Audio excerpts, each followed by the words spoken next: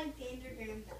I was born on March 3rd, 1847 in Edinburgh, Scotland, and my name was Alexander Bell. I would later add the Graham to my name. Ever since I was born, I've been a natural inventor.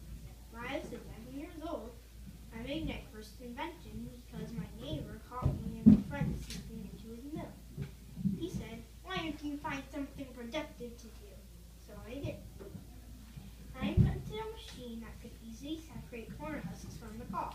Not to brag, but it worked so well it was used on the farm for years. I graduated from school at only 16. I decided to be a teacher for the deaf, and some of my students were older than me. My father was working on a product called visible speech.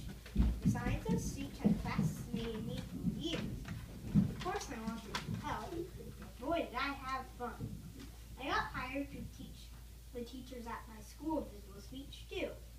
It would also later help with the telephone. Let's move on to 1870. My brothers died of lung disease, so he moved to Canada where the air was cleaner, so I never got it also. I also taught teachers their visible speech too. I improved Thomas Edison's telegraph. It was now the harmonic telegraph. It could now have several messages at once on the same wire, each one making a slightly different sound. Slowly but surely, I was getting closer to my greatest invention, the telephone. I met Dr. Watson in the machine shop where I was working on the telephone. There was another man named Elisha Gray who was also working on the telephone. Soon, both Gray and I were done and had filed patents for the telephone.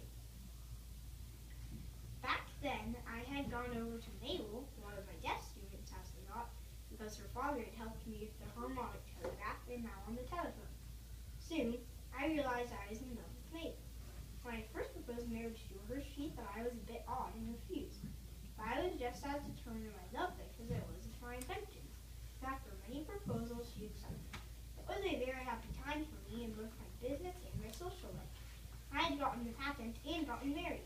But it was time to introduce the telephone to the public. I decided to do it at the World Fair. The Emperor of Brazil picked it up and heard my voice at the other end. He dropped it, saying, "My God, it talks!" Everyone laughed. Soon, in 1877, I had started Bell Telephone Company. Elisha Gray was still selling telephones, even though I had the patent. I had to form new lines, which were very expensive, in each new town, while Elisha, working with the telegraph company, had his own already. But then the Supreme Court ruled that I was the only one that could sell telephones. I was about to become a very rich man. I got the Volta Prize for the telephone and used it to make the Volta laboratories. I have always disliked being thought of as only a telephone, as I invented many other things, including the hydrofoil boat. I was made leader of the Smithsonian Museum.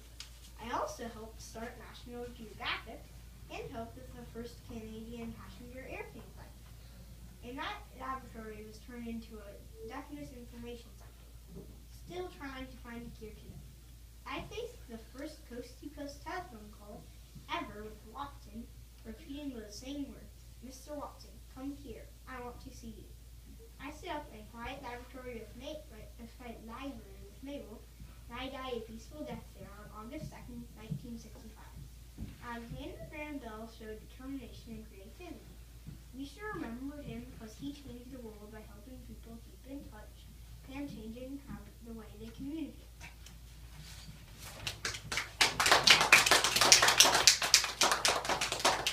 Would you like to share what you brought in? Can you see a picture? Yeah. This is a picture of it. This is a picture of the first telephone, and this is a picture of him using it. And we didn't even see, we barely saw. This is a picture of him using the telephone, and this is a picture of it. And then this is a model of it I made. So it works by so you talk into this end, and then it would the sound waves would go through there. Then when it gets to there, it would convert them into electricity, waves, so it would go through the wire, and the wire would go along to a different